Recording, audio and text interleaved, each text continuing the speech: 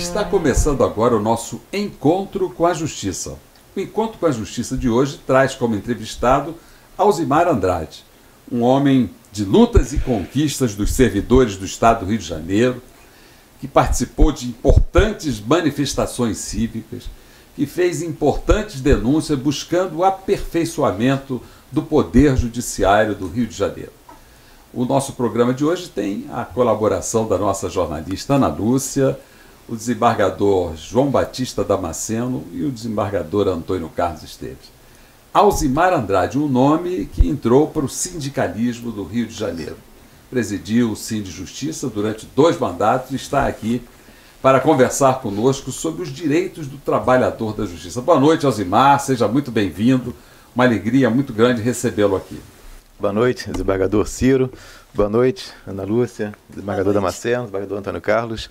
É um prazer estar de volta aqui, né, depois de algum tempo que eu estive aqui pela última vez, e com um tema que me fascina, né, que é falar de direitos dos servidores, falar do Tribunal de Justiça, né, que é a nossa casa aqui, falar daquilo que precisa mudar ainda no tribunal, né, porque a gente tem aqui realmente um tribunal que aplique os direitos que ele prega, né? E um tribunal que respeite direitos dos servidores do judiciário, que é muito importante isso. É verdade, nós já tivemos juntos quando a gente só tinha voz, agora nós temos voz e imagem. Exatamente. Estamos aqui na TV comunitária do Rio de Janeiro, mas você já teve a oportunidade de conversar conosco quando nós tínhamos um programa apenas do rádio.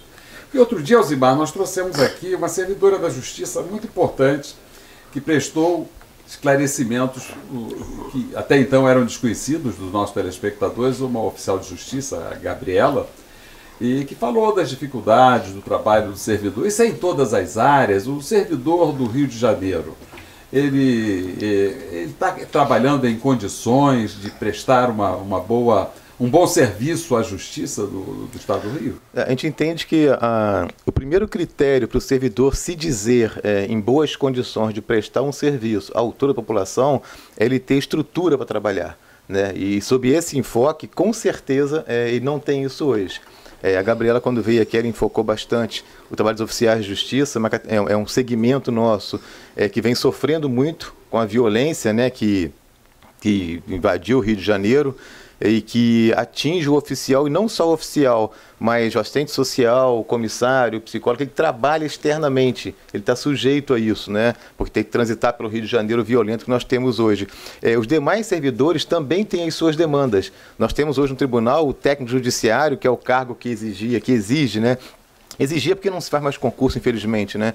Mas que quando se tem concurso, existe ensino médio, e esse servidor hoje, ele faz uma função que sabe que não é dele, ele faz a função que é do analista, que é alguém que se exige, é um cargo para o qual se exige curso superior. Então o tribunal hoje, ele não respeita as posições de cada servidor, aquilo que ele fez concurso, e ele não respeita algo essencial para o servidor, que é um direito básico que está na Constituição, que é o reajuste geral anual, previsto na Constituição Federal. A Constituição diz claramente lá que tem que ser feito anualmente o reajuste geral dos vencimentos.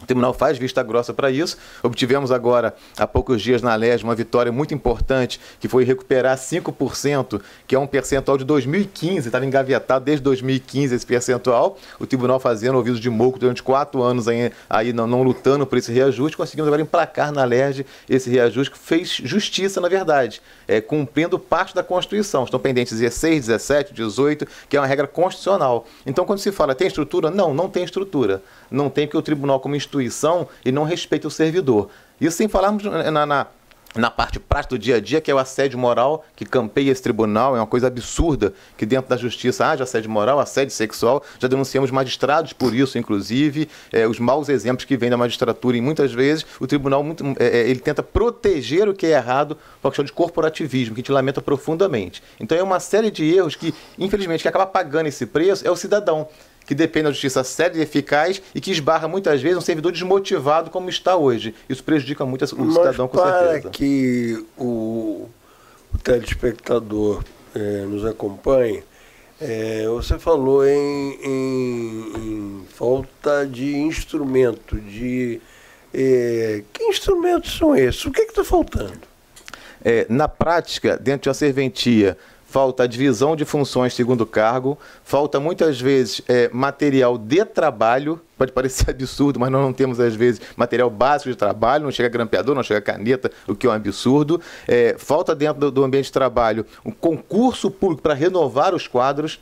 Nossas serventias hoje, elas são abarrotadas de estagiários e terceirizados.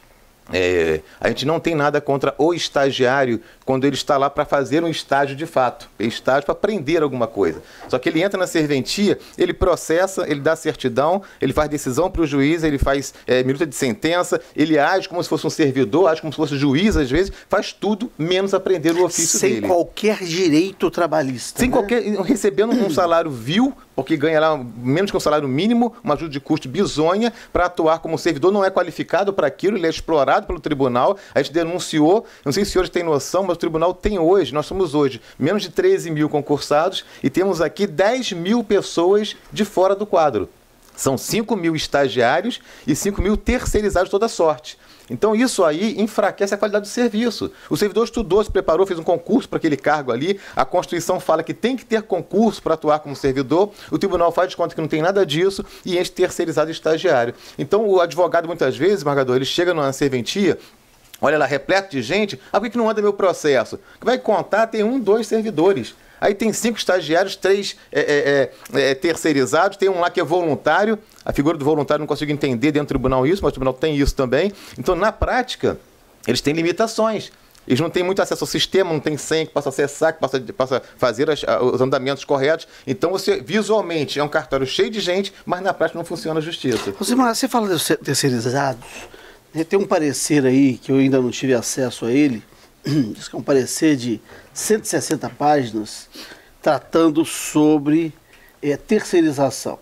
Eu estive a convite do Cine de Justiça em Itapiruna, recentemente, e tomei ciência lá deste parecer e que tinha sido acabado de expedir. Aliás, um juiz tinha passado por Itapiruna, disse que no juizado especial de Itapiruna, ele ficava até de madrugada fazendo sentenças, fazia sentenças de 50 laudas num juizado especial. E fez esse parecer de 160 laudas, 160 folhas, falando sobre terceirização dos serviços cartorários. Vocês já tiveram a oportunidade de debruçar sobre esta obra, e fazer uma análise disso que está sendo proposto?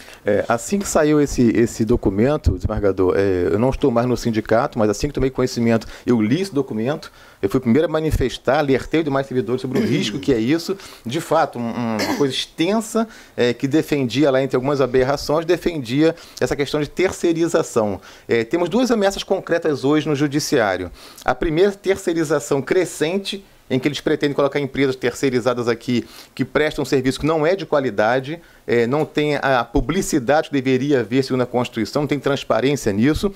E o segundo é um aviso parecido com esse, que fala da inserção de OS aqui dentro.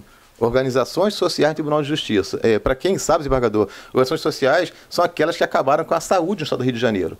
Desde que o governo estadual optou por tirar concursados e encher de OS para gerir a saúde, o gasto com a saúde triplicou. Sim. E o serviço caiu drasticamente. A população não tem saúde hoje, como não tem segurança, não tem educação, mas não tem saúde, porque drasticamente caiu a qualidade. E o tribunal pretende agora colocar esse mesmo instrumento, esse mesmo remédio dentro do Tribunal de Justiça. Quando a Constituição fala, tem que ser concursado para o cargo. Porque nós somos contra a OAS. Primeiro, que não faz concurso. Segundo, que dribla a lei de responsabilidade fiscal. Não tem fiscalização. Na verdade, a remuneração que se paga a esse pessoal que chega por OS, ou OS principalmente, ela não está dentro do limite da LRF, e há denúncia já em diversas partes do país, estudamos sobre isso, de que paga-se a essas pessoas para gerir, para fornecer mão de obra aqui, e não há controle. Então, os administradores dessas empresas, essas organizações sociais, eles ganham fortunas muitas vezes. Os administradores, porque os servidores... são explorados. O que nós estamos vendo aqui, na questão dos assessoristas, dos seguranças, eles trocam de empresa, garçons, trocam de empresa a cada 3 meses, a cada 6 meses. E o que acontece? A empresa nova reduz o salário deles para metade. Quer dizer, é uma coisa que acontece dentro do Tribunal de Justiça que é inexplicável. Como é que dentro do Tribunal de Justiça se pratica tantas injustiças contra o operário, contra o trabalhador. E já denunciamos isso também, demos os nomes das empresas, o que eles fazem. É pior do que isso. Chega a certo ponto em que eles param de pagar aos terceirizados e ficam com o dinheiro, embolsam o dinheiro do tribunal, param de pagar, não paga 13º, não paga salário, não paga direito, não paga vale de transporte, alimentação. Os funcionários querem reclamar, a empresa desaparece, o tribunal rompe com a empresa e surge uma outra empresa que contrata o mesmo pessoal. Isso aí todo mundo está acostumado, cansado de ver isso. Isso aí é uma máfia que se criou para ganhar dinheiro público e todo mundo sabe, a gente denunciou e não acontece nada. É isso que nos espanta. A gente denuncia, as empresas renascem várias vezes com os mesmos donos, os mesmos sócios, novo CNPJ, recontrata o pessoal lá, eles ficam brigando, a justiça não ganha nunca aquele dinheiro e retoma aquela prática de explorar pagando salário mínimo para as pessoas, para serem exploradas, trabalharem bastante e não receberem depois. Isso aí é um crime, a gente denunciou várias vezes, não muda essa prática. A OAS consegue ser pior do que isso, porque ela não passa pelo crivo de fiscalização que o terceirizado deveria passar. Ela não tem nem previsão para isso, é totalmente aberta. A escolha não passa em licitação muitas vezes. Então, a chance de haver algo errado é muito maior. Quem vai perder é a população do Rio de Janeiro, com certeza. Alzimar, deixa eu fazer uma outra pergunta aqui. O tribunal teve, durante um período longo da sua existência, uma guarda judiciária. Essa guarda, como toda área de segurança mal gerida, acaba dando problemas muito sérios. E com esta não foi diferente. Essa guarda foi desativada. Hoje quem faz a segurança do Tribunal de Justiça são policiais militares cedidos aqui para o tribunal e a empresa de segurança contratada. Mas tem alguns guardas que falam da reativação da guarda e tem uns mais empolgados que acham que vão organizar não só a segurança aqui, mas do entorno e até do bairro onde eles moram, e eu acho isso muito perigoso. Como é que você vê isso? Como é que vocês discutem essa questão da guarda judiciária do tribunal? Está bom do jeito que está, ter sido desativada, evitou os problemas que nós tínhamos aqui dentro, ou isso poderia ser bem gerido, ter uma guarda aí bem gerida? Na verdade, o que acontece hoje é um erro grave. Lá atrás, em um momento da história, quando optaram por extinguir a guarda judiciária e trocá-la por PMs, o que fez o tribunal? Ele tinha uma guarda que era administrada pelo próprio tribunal, uma guarda preparada para a função de proteger os bens do tribunal, que é para isso que ela existe, trocou-a por um grupo imenso de policiais. Nós temos hoje aqui centenas de policiais à disposição do tribunal que deveriam estar nas ruas, essa é a verdade, porque o Estado está inseguro hoje, você não pode andar na tua rua à vontade, no teu bairro à vontade, e o policial está onde? Dentro de um fórum, não está vendo aquela mesinha lá embaixo batendo papo, não é culpa dele, só que ele tinha que estar na rua protegendo a população. Esse é um erro. O segundo erro, o tribunal optou por empresas de segurança, que cobram fortunas para pessoas que nem sempre são qualificadas, geralmente não são. Elas são colocadas ganhando um valor de salário também absurdo, que a empresa explora esse pessoal, não tem qualificação necessária, então o tribunal dobrou o gasto. Vocês terem uma ideia, a DGCI, que é a Segurança Institucional, que os senhores conhecem bem, ela possui hoje quase 60 cargos comissionados. Comissionados. Gente, para que uma estrutura de segurança com essa quantidade de cargos comissionados? Vamos ver lá. São tenentes, capitães, coronéis, major, que deveriam estar na rua batalhando contra o crime, estão aqui dentro, em cargo comissionado, dentro do gabinete refrigerado, para nada. Eu não preciso desse monte de gente de cargo comissionado para gerir. É um monte de chefe para pouca efetividade. Então eu acho que, na verdade, o correto era, se tinha uma guarda judiciária que funcionava, então a guarda judiciária tinha que estar funcionando, os PMs tinham que estar na rua protegendo a população. Essa é a nossa visão. E outra coisa, quando o tribunal optou por tirar a guarda, pegou as pessoas que fizeram concurso para ser guardas e jogou no cartório processando. Não tem nada a ver uma função com a outra. Isso é desvio de função. Como é que eu faço um concurso para ser guarda e estou agora processando dentro de um cartório? Isso é um desvio de função. E o tribunal fez vista grossa para isso também. Alzimar, você é funcionário concursado. Aponte-me fatos positivos do tribunal. Perfeito. A gente costuma apontar os fatos negativos porque a briga nossa é para corrigir o que é errado. Mas sem dúvida que há pontos positivos. A gente parte do primeiro ponto, como instituição, é um tribunal que em alguns setores especificamente, a gente reconhece o esforço do tribunal. Vou dar um exemplo aqui. O tribunal oferece hoje um plano de saúde para o servidor que a gente considera que é justo. A gente não tem problemas maiores de crítica em relação a esse plano, porque ele atende ao servidor, embora não, claro, com satisfação em todos os pontos do Estado, nenhum plano de saúde faz isso, mas ele atende bem. O tribunal tem uma preocupação social em alguns projetos que a gente acha interessante. alguns projetos aqui dentro que envolvem menores, que envolvem pessoas de reinserção social. O tribunal tem uma visão para isso que eu acho que é importante.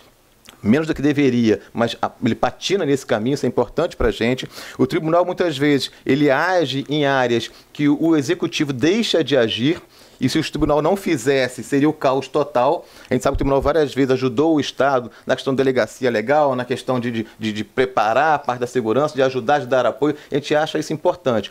Para o servidor, a gente teria muito mais prazer em trabalhar aqui se o tribunal tivesse, em relação a nós, servidores, o mesmo cuidado que ele tem com a magistratura e com o Poder Executivo, muitas vezes. O que a gente se ressente é que, muitas vezes, a gente vê que o esforço do tribunal é muito mais para esses setores do que para a prata da casa, quem faz o tribunal funcionar. Então, o tribunal, como toda grande empresa que ele tem pontos bons e pontos ruins. Só que, a nosso ver, hoje, o tribunal ele tem muito mais pontos ruins. Por quê? Porque o sistema de gestão daqui, a gente entende que não é o ideal. Faz-se um mandato de 2 anos para uma presidência, que muitas vezes não está preparada para aquilo, ele consegue fazer o caos em 2 anos.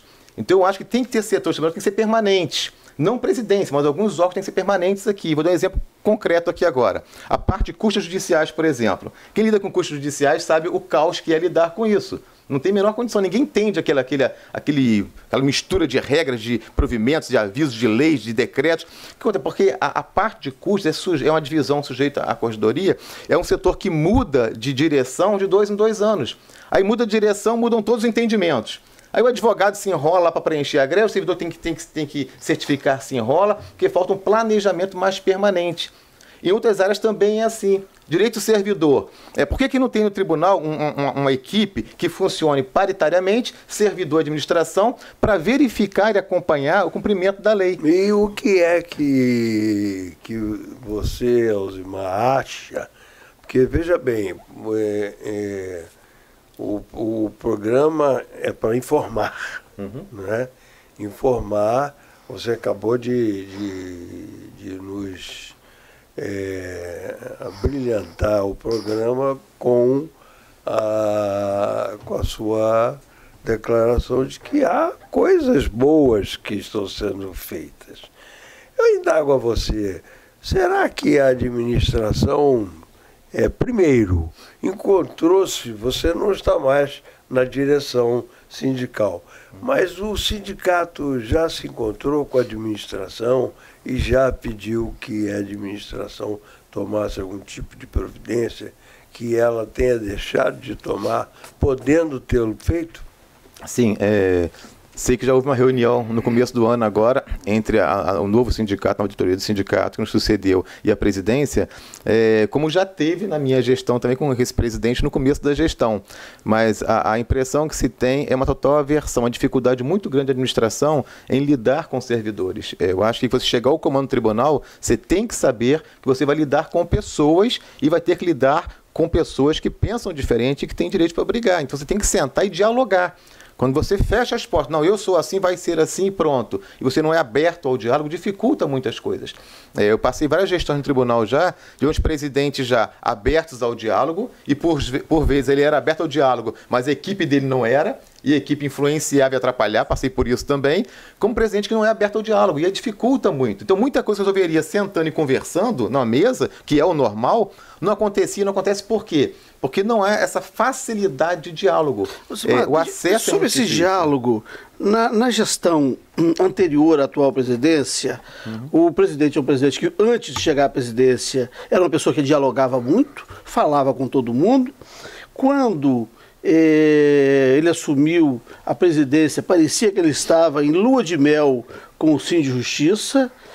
E logo nos primeiros meses, ali, nos primeiros tempos, parece que a receita desandou, né? E parecia que eram não mais amigos de infância, mas inimigos desde criancinha. O que aconteceu ali? É uma boa oportunidade. Porque antes, o presidente parecia uma pessoa de diálogo. Quando assumiu, sei lá o que aconteceu com ele, né? Ele também virou uma figura que, né, foi mordido pela mosca azul. Vocês, o sindicato, e você era o presidente do sindicato, sindicato, mas estava em lua de mel, era um negócio, assim, eu achava até bonito ver aquilo, rapaz, um clima de romance. E de repente, aquilo virou uma separação litigiosa. O que aconteceu? Conta pra gente aí, Chico. Olha, eu tô com essa curiosidade. Muitos têm. Há uns 3 anos já, uns 2 anos e tanto. Muitos têm essa curiosidade. Mas na verdade... antes de você... Não, deixa ele responder, eu tô curioso com isso há muito tempo, isso é prioridade. Você terá a sua resposta como magistrado, e nós todos aqui o somos, e nós devemos trazer a realidade dos fatos. Então deixa o Alcimar responder. Eu vou deixar. Como que a lua de mel acabou em divórcio litigioso? Na verdade, Excelência, quando começou a relação do sindicato com a antiga gestão, ela mostrava-se de início realmente muito profícuo, o presidente muito disposto, reuniu-se várias vezes conosco. Em detalhe, ele foi a nossa posse no sindicato, inclusive, foi um marco na relação sindical, e a gente via com bons olhos isso, porque a gente não está aqui, a intenção nossa não é brigar. A intenção é lutar por direito, não se confunde com briga pessoal com ninguém. Eu até hoje falo isso muitas vezes com os embargadores com quem eu converso. Eu não tenho nada contra o juiz, magistrado, eu não odeio ninguém. É uma questão institucional. Então, se a instituição quer negociar, eu não vou fechar a porta nunca. Enquanto era sindicato. Um bom preparo físico. Com certeza. Agora, o que acontece? O presidente anterior...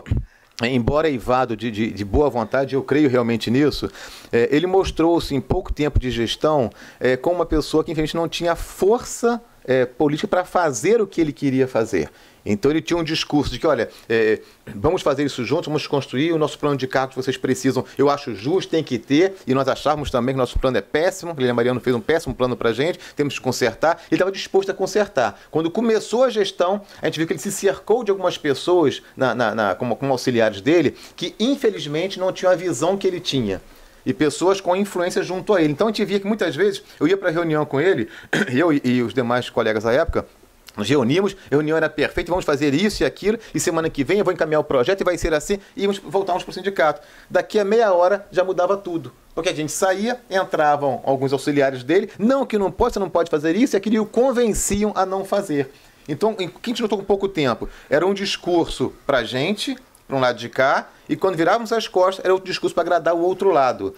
E na hora de efetivar, que era aprovar no algo especial um projeto, que era negociar com o governador, que tinha que negociar, que era o plano de cargos, que era um reajuste, não tinha força política. Ele tinha interlocutores, tanto internamente no algo especial, quanto junto ao governo do Estado, que não eram as pessoas indicadas com a visão que ele tinha de fazer o certo. Então eu acho que não faltou a ele, a pessoa, a vontade de fazer. Eu acho que faltou a ele a força política de dizer, não, eu já negociei, dei minha palavra e vai acontecer isso que eu sou o presidente. Faltou isso. Então acho que muitas vezes as coisas deixam de acontecer porque falta a administração agir como administração.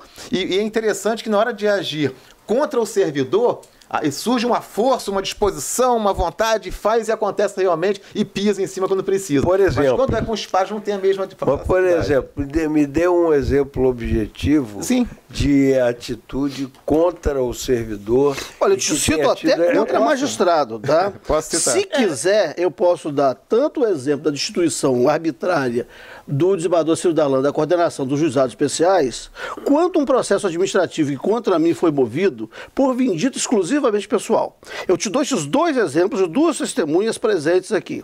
Na verdade, essa questão da relação com a gestão anterior, muitos lembram, e ficou muito marcante, aquela fase mais de atrito da parte final da gestão, mas o que provocou aquilo? Que estava falando agora há pouco, foi uma sucessão de acontecimentos, essa sucessão mostrou que as coisas não iam desaguar, não tinha que desaguar, ou seja, a gente criou uma relação com a administração de confiança em que havia um trabalho em conjunto para corrigir alguns erros, e a gente viu que com o tempo que a gente viu que não ia acontecer, porque faltava força política lá.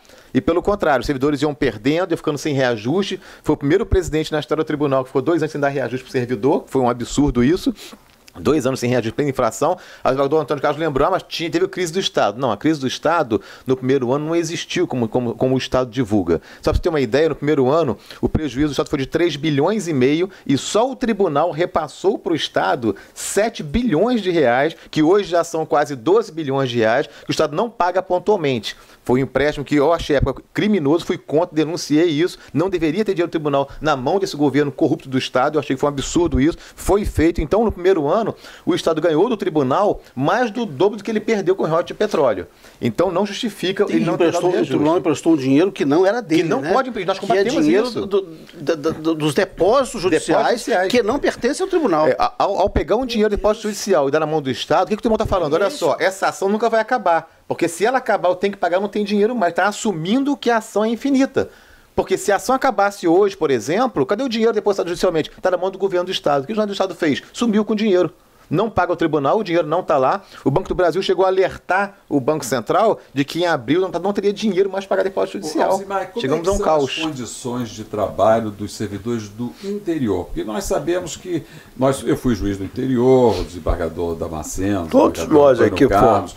E nós sabemos que quando a gente está no interior, a gente está numa situação de maior abandono do que quando vem para a capital. A capital sempre tem mais recursos, sejam os juízes, sejam os servidores. Como é que está a situação dos servidores do interior? Se o juiz tem essa visão, imagina o servidor. Para você ter uma ideia, nós temos cartórios no interior, excelência, que funcionam hoje. Nós tínhamos o caos já há algum tempo de ter cartório com um servidor. A capital às vezes não conhece isso. Temos um caso pior hoje. Temos cartórios no interior, com a marca no interior, em que um servidor cuida de 2 cartórios.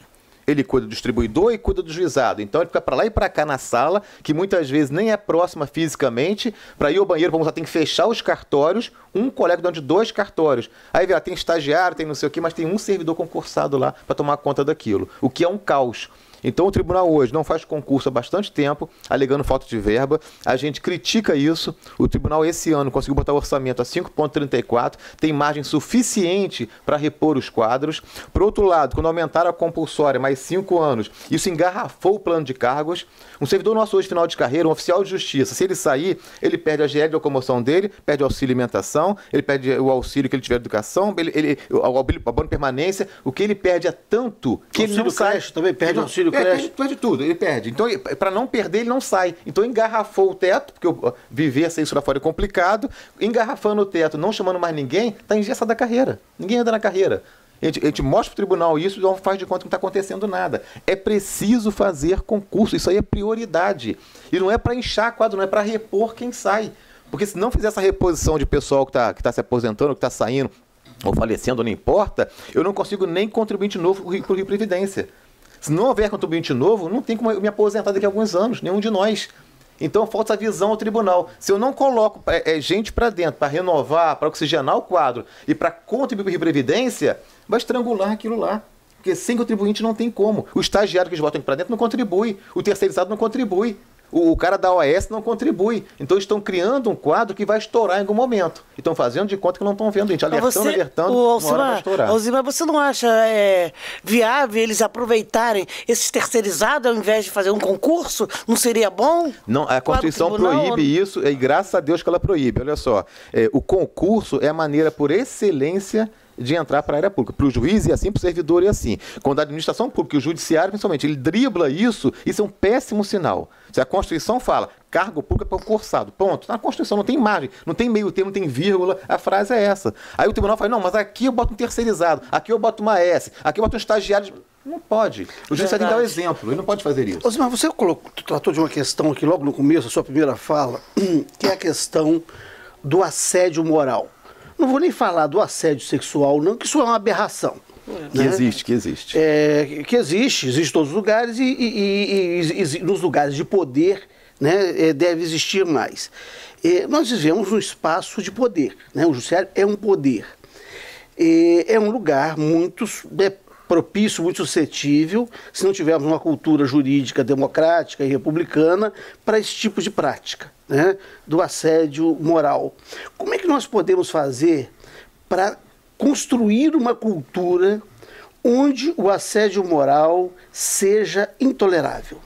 Na verdade, a gente já propôs ao tribunal várias vezes isso, na época do Cinto de Justiça, teria que criar uma comissão paritária. Cria-se uma comissão formada por magistrados e servidores que vai gerir essa parte, vai estimular o servidor a denunciar esses casos, porque o medo de denúncia é muito grande.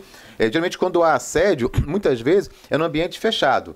Então, sem testemunha, sem nada, é difícil denunciar. Tem que estimular que haja denúncia e tem que haver punição efetiva para quem pratica. Teve um caso que ficou famoso aqui no tribunal, nós denunciamos há 2 anos atrás, um caso de assédio moral gravíssimo. O juiz pegava o processo, jogava no chão, dava o servidor pegar. Era uma coisa terrível, coisa terrível. Um cara já com histórico disso, denunciamos. O órgão especial, ao julgar o caso dele, decidiu pelo arquivamento sob o argumento de que esse juiz era produtivo. Mas espera aí, o que tem a ver a produtividade dele com a prática do assédio moral dele? Então o tribunal é corporativista. Como é que eu vou combater o assédio moral com uma gestão com uma visão equivocada dessa? Então, primeiro passo, vamos reconhecer que é o assédio moral? Porque eles não reconhecem. Quando eu falo, não, isso aí não existe. Tem, claro que tem. Tem em quantidade absurda, mas tem. Aí acontece, cria-se uma comissão paritária, vamos sentar e conversar. Vamos fazer cartilhas, vamos levar ao servidor, a administração mostrar para o magistrado e mostrar para o chefe de serventia, que é um servidor, olha só, assédio moral é errado. Não é assim que você vai gerir pessoas. O tribunal não prepara nem o magistrado e nem o chefe de serventia para lidar com pessoas. Ele pode ser um ótimo juiz, o chefe pode ser um ótimo colega produtivo e tal, servidor bom, só que não sabe lidar com pessoas. Tem que lidar com pessoas no dia a dia. Dentro da tua equipe tem lá um que é mal-humorado, um que é bem-humorado, um que é triste, um que é depressivo, um que tem problema pessoal, um que brigou com o marido, com a mulher em casa, com o marido em casa. Tem de tudo ali dentro. Você tem que ser preparado para lidar com aquilo. Não tem esse preparo aqui dentro. Então, ou o magistrado ou o chefe, muitas vezes, ele quer que vai ser assim a ferro e fogo e ele aumenta o assédio moral. E a pessoa que é assediada moralmente, ela vai se encolhendo, ela adoece. Temos casos de suicídio. O juiz também está sujeito a isso, né, nessas exigências de metas, nessas coisas aí que a Fundação Getúlio Vargas vendeu para cá, né, que o CNJ comprou e implantou. Né, meta 2, metas não sei o quê, e índice de produtividade. A gente sempre combateu aqui essa visão de Getúlio Vargas de que o tribunal fosse uma empresa comercial. Não é. Isso aqui é justiça. Quer ver um reflexo disso? Esse projeto agora de extinguir comarcas no interior. Eles chamam de aglutinar. É extinção de comarca. Vai fechar a comarca em vários locais por economia. Sabe a economia que eles vão fazer? Vão economizar uma acumulação de um juiz de 9, 10 mil reais. Não pode demitir o juiz, não pode demitir o servidor, não pode fechar o fórum, vai ter gastar luz, água, vai ter segurança lá. Não vai economizar nada. Vai economizar uma eventual acumulação do magistrado. Mas vai prejudicar o servidor, tem que trabalhar em outra comarca, vai prejudicar o juiz daquela comarca, prejudicar o advogado da comarca, o cidadão da comarca, só pensa em economia. E a população pobre, que tem que se locomover de uma cidade para outra. É um crime com o povo, mas qual a visão? A visão de produtividade, estatística, Fundação Getúlio Vargas, isso é errado.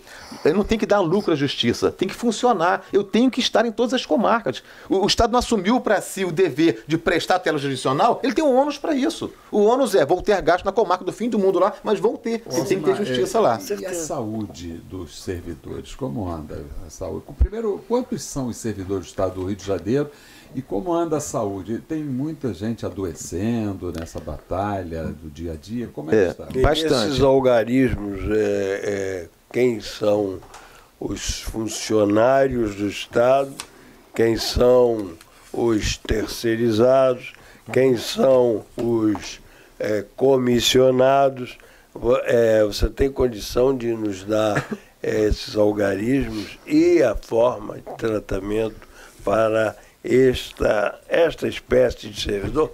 Dentro do tribunal é fácil. Aqui no tribunal somos hoje cerca de 12.900 concursados, somos 5.000 terceirizados, há 5.000 terceirizados e há 5.000 estagiários. Em termos de saúde, o servidor concursado, o índice de passagem dele por área de saúde é muito grande, principalmente questão ortopédica, coluna e digitação. O tribunal não se preocupa nem com o básico, que é ter condições de altura, aquela coisa de ergonomia, de você ter as condições certinhas para trabalhar, nossa preocupação no tribunal. Então, digitação o dia inteiro. Criaram agora aquelas baias para trabalho à distância, que botam a equipe só com o computador o dia inteiro digitando para outra comarca ali, só que é o dia inteiro digitando.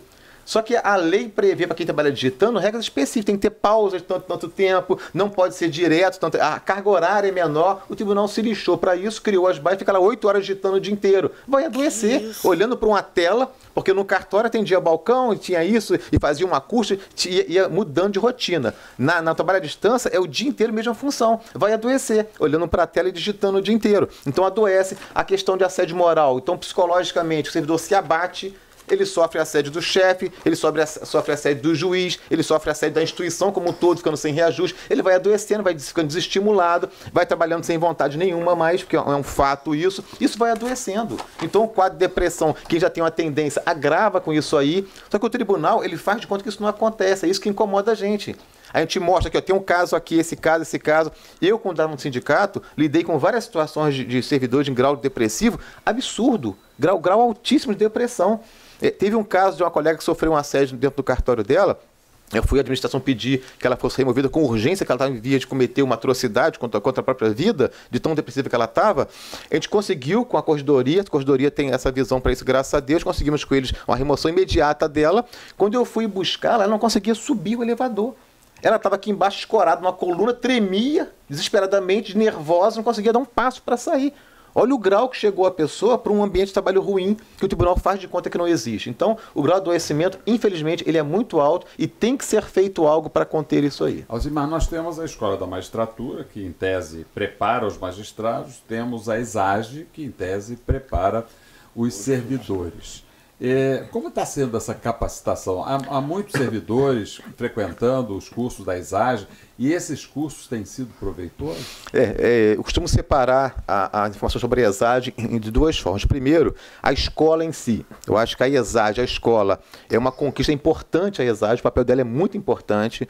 Eu acho que ela funciona bem. Falta a administração uma visão de foco para a ESAGE. Já foi muito pior. É só lembrar que houve anos aqui, há tempos atrás, em que havia curso de produtos de beleza, curso de vinho na ESAGE, uma coisa surreal, que eu estava a ponto de você ser promovido na carreira.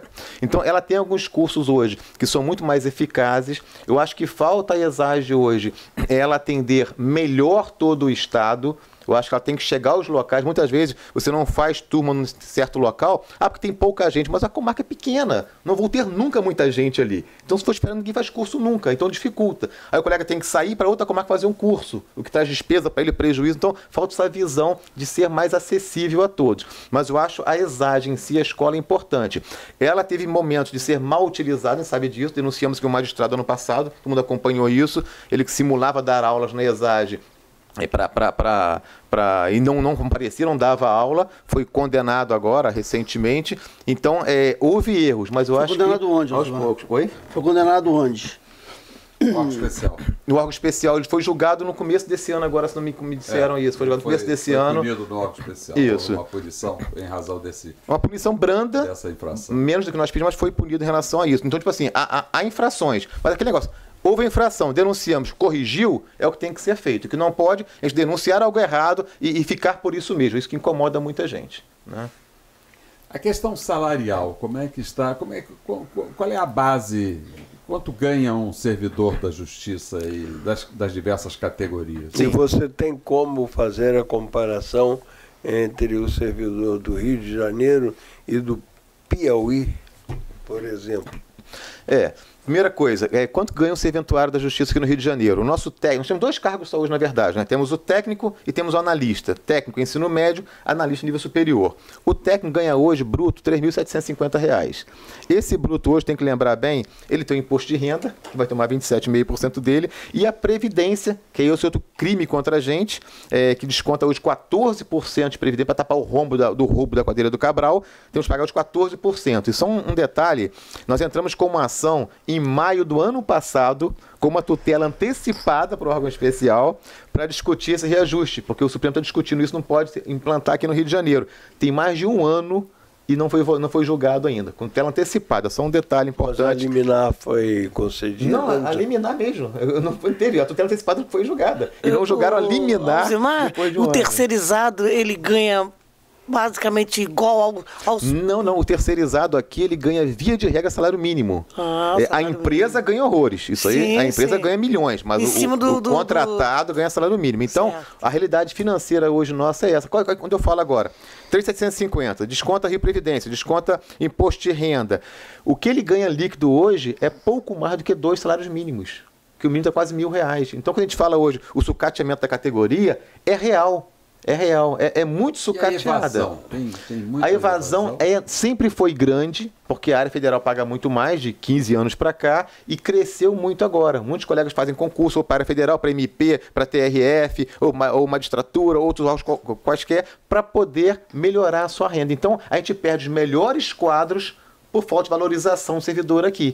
Os melhores quadros vão se aprimorando, vão saindo. Aí o que é na prática? O tribunal prepara o servidor, ele aprende a trabalhar, quando está pronto, ele vai para outro órgão lá, preparado para produzir lá. Mas foi essa pergunta que o doutor Antônio Carlos fez, porque tem uma amiga dele que foi embora para o Piauí.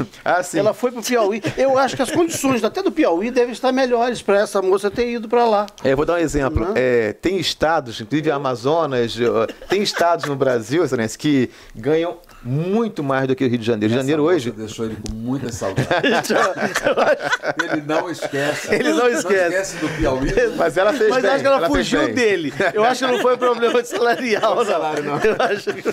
Mas a maioria dos estados paga mais do que o Rio de Janeiro hoje. Só para resumir, a maioria paga mais que o Rio de Janeiro. Nós estamos ali perto entre 15º e 20º ali, em termos salariais, no Brasil inteiro. Alzimar, você está fazendo uma verdadeira catarse para nós aqui, que somos desembargadores dessa casa, tem sido muito positivo. Existe essa catarse comumente? Por exemplo, vocês conversam com a administração do tribunal sobre toda essa problemática e qual é a resposta do tribunal? Não é de indiferença. Sem óculos, sem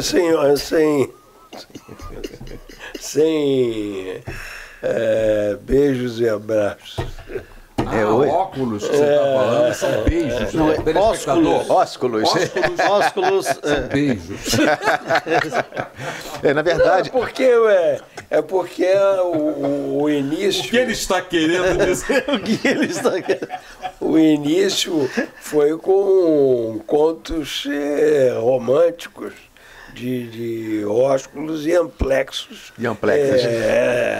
Mas não nessa gestão, mas não nessa gestão, né? A gestão anterior foi algo sazonal. Nessa gestão não houve nem essa fase de ósculos, porque desde o início mostrou-se bem reticente. Esse diálogo permanente. Eu vou falar até quando eu estava à frente de Justiça, dezembro do ano passado, muita dificuldade. A equipe que assessora a administração atual também muito reticente, muito avessa ao diálogo, e aí fica difícil. Você quer dialogar, quer reunir, quer conversar, quer mostrar os dados. Essas informações que eu passei todos aqui, eles têm todas elas. Quando não de falarmos, conversarmos assim, porque era difícil ter diálogo, de botarmos em papel, em documento, oficiarmos, explicarmos a realidade é essa, tem que fazer alguma coisa em relação a isso. Via de regra, são processos que se eternizam lá de mão em mão, setor em setor, um dia são arquivados, você não tem nem avisado que foi arquivado o processo. Então, falta à administração a seguinte visão, olha só, nós somos magistrados, mas nós não comandamos magistrado, comandamos um tribunal que tem magistrado e tem servidor. Então, o recurso que tem aqui é para todo mundo, as regras são para todos, os direitos são para todos. Falta essa visão. Eu não posso ter, como temos hoje aqui, magistrados com dois presidentes. Presidente da AMAERJ e presidente do tribunal. Não. A AMAERJ cuida de magistrado, o tribunal cuida do tribunal. E no tribunal tem servidor. Quando houver uma gestão com essa visão, acaba o atrito.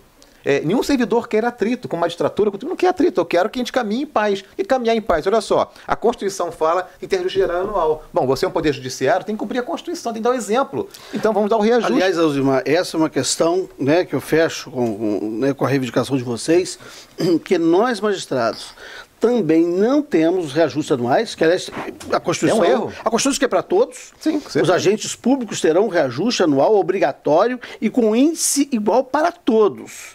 Né? Seja para a remuneração do agente administrativo, seja o subsídio para o agente político, para o magistrado, ou o deputado, né, o senador, todo mundo deveria ter um reajuste por índice comum e anualmente. E aí não se faz isso e ficam compensando com os caraminguais. Sim. Né? E aí vem o caraminguá, vem o auxílio disso, o auxílio aquilo, que nos expõe. O que é caraminguá? O caraminguá é o... Podemos nominar também. É o auxílio moradia, o auxílio academia, o auxílio, né, educação, que o sindicato foi a favor daquela oportunidade, eu e Ciro e o Rogério, na época, né, nos opusemos exatamente, porque são esses auxílios que são dados para compensar quando não deveria ter compensação, deveria fazer o que a Constituição manda, que é o reajuste anual pelo mesmo índice para todos. Então, mas quem opta por não cumprir é o tribunal. Então, ele cria arapuca para si mesmo. Se eu estou bem agora, excelência, a questão da academia, por exemplo, que saiu agora na mídia, que a gente ganhou aquela ação lá no CNJ, a existência dela em si já é uma coisa equivocada. Como é que eu pego 5 milhões de reais de dinheiro público para pagar personal trainer para 126 magistrados e parentes? Então, olha só, quem não é da multa não pode usar, você é juiz da multa, então você não pode usar a academia dentro do tribunal, você é filho de juiz, você pode, você é juiz, não é da multa, você não pode. Você é servidor, você trabalha, produz, arrecada essa custa que banca isso aqui, mas você não pode usar. Não tem o menor sentido. Aí quando a gente denuncia isso, os magistrados ficam furiosos com a gente, como se fosse algo pessoal. Não é pessoal. Qualquer um que olhe por enfoque imparcial vai ver que é anormal isso. O tribunal pode. Então o sindicato é contra isso. Mas totalmente contra. E um detalhe, eu não quero usar a academia como servidor de jeito nenhum. Eu quero que não tenha academia aqui. Porque o dinheiro que gastou o personal trainer gasta com coisa útil para a categoria, para o magistrado e para a instituição. Tá, e aí? Do que agradar ser magistrados. Vamos fazer um papel aí interessante, um contraponto interessante. Todas as empresas hoje, eles estão investindo no empregado, na saúde do empregado. Perfeito. O empregado doente é um prejuízo para a empresa não produz, não tem lucro. Isso é uma visão empresarial. O tribunal é um ente público onde tem servidores, funcionários, juízes e servidores que têm problemas de saúde, de desgaste emocional, de desgaste laboral. As grandes empresas hoje estão pagando psicólogos, estão fazendo até meditação em horário de trabalho. Coaching. Né? Coaching trabalhador. Esse investimento é prevenção para que o empregado se sinta bem, para ele que seja feliz no seu ambiente de trabalho. A academia tem essa filosofia. Ela tem um aspecto elitista, e nisso vocês têm razão. Exatamente. Ela é elitista porque ela seleciona alguns magistrados, não são todos, Sim. E ela seleciona alguns servidores, não são todos. Então, servidores nenhum. Ela elitiza isso, e elitiza com o dinheiro público, e aí está o erro. Agora, a prática em si do esporte, eu acho que se fosse universalizado, estaria justificado. Ela é importante até para uma melhor produção e para melhorar a saúde. O custo de um servidor, vamos generalizar, doente, é 1000 vezes maior do que o custo de uma academia, porque uma academia previne para não ficar doente.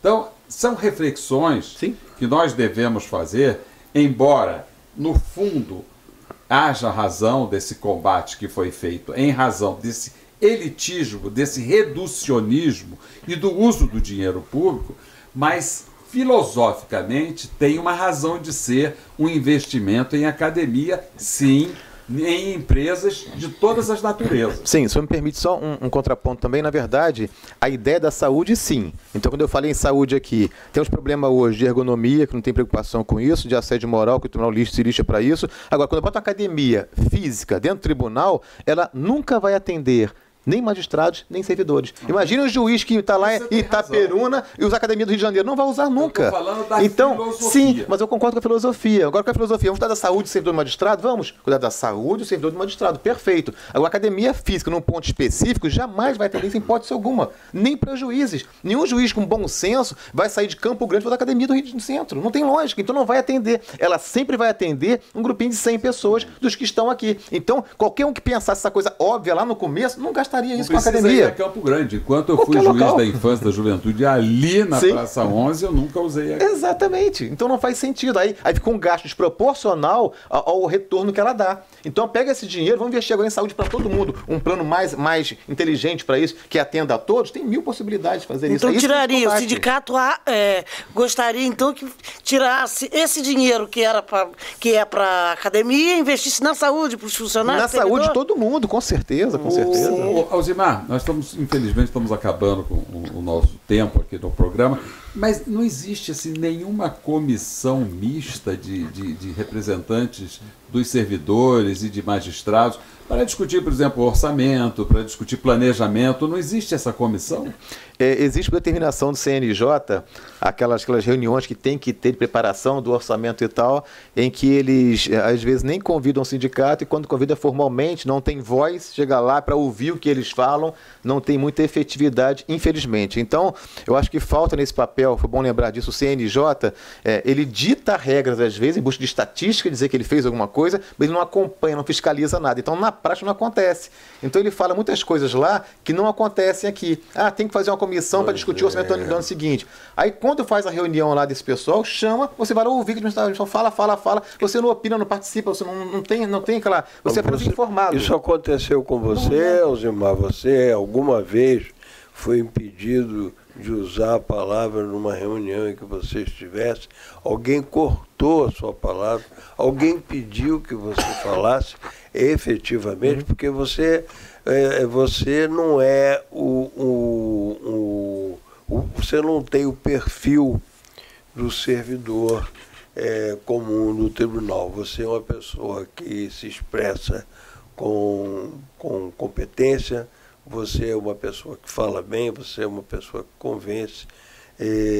Então, você não é exatamente o tipo de servidor que mas mudou muito. Eles hoje todos falam bem, articulam muito bem.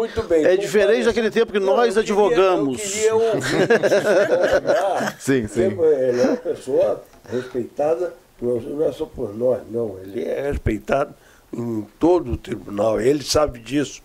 Você alguma vez foi impedido de falar em alguma reunião? Alguém cortou a sua palavra em alguma reunião? Na verdade, a reunião que eu participei de planejamento do orçamento, eu não fui cortado porque não foi dada a palavra. Não há um espaço, olha, fala agora o sindicato, fala agora. Não é assim que funciona. Você vai na reunião cheia de diretores, cheia de gente, você senta lá, alguém vem e apresenta o programa tal. Ninguém tem, eu quero falar, eu quero criticar, quero questionar. Não tem margem para isso. Essa é uma prática desse tribunal.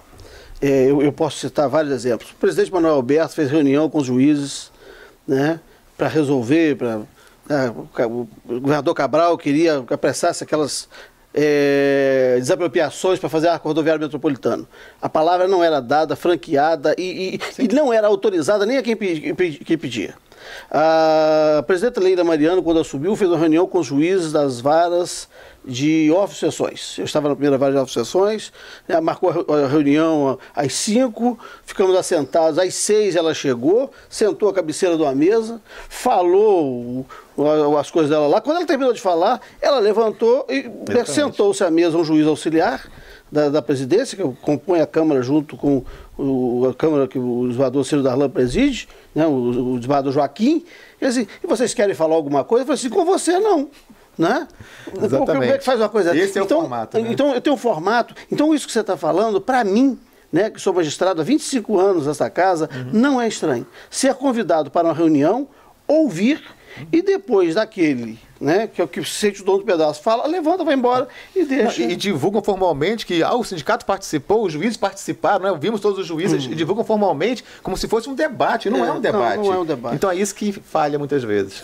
Alzimar, aqui no Encontro com a Justiça, os servidores têm voz e têm vez. Se você falou, nós ouvimos, nós vamos refletir. Falou mais do que todos nós, o que é raro aqui. Eu tentei não dar brecha. Não, além de ser raro, é muito positivo. É muito bom. Ouvir. Muito bom, porque a administração... Foi dada a palavra para ele, né? Mas vai com certeza, sei disso. Nós começamos o programa de hoje falando de um romance, de uma lua de mel. Ósculos e amplexos carinhosos. Ósculos e Eu amplexos. estou com esse... Beijos e abraços. Mas acontece o seguinte, enquanto no início são meus bens, depois são os... No início é meu bem. Né? O meu bem, depois são os meus bens. E nessa briga desse casal, quem sofre sempre são as crianças. A regra é essa. E naquela ocasião eu era o presidente da comissão das crianças. E depois dessa briga, as crianças apanharam de novo. Quer dizer, eu fui demitido porque houve essa briga. O ambiente em casa ficou muito ruim e as crianças foram as primeiras a apanhar. Ficam sequelas, né? Por isso eu fui demitido naquela ocasião. Mas isso faz parte da história e faz parte também das nossas relações amorosas ou não amorosas. Mas, Alzimar, foi uma beleza encontrar você aqui. Espero que você continue combativo como é. Seja aqui, seja em outros caminhadas que você certamente fará, com essa representação legítima que você tem dos servidores da Justiça. E esse encontro com a Justiça de hoje, que teve a participação da nossa jornalista Ana Lúcia, o desembargador João Batista Damasceno, desembargador Antônio Carlos Esteves, teve a direção de Celso Goulart, imagens de Rafael Neves e a produção de Paulo Marinho e Tayana Alcântara. Até o próximo encontro com a Justiça.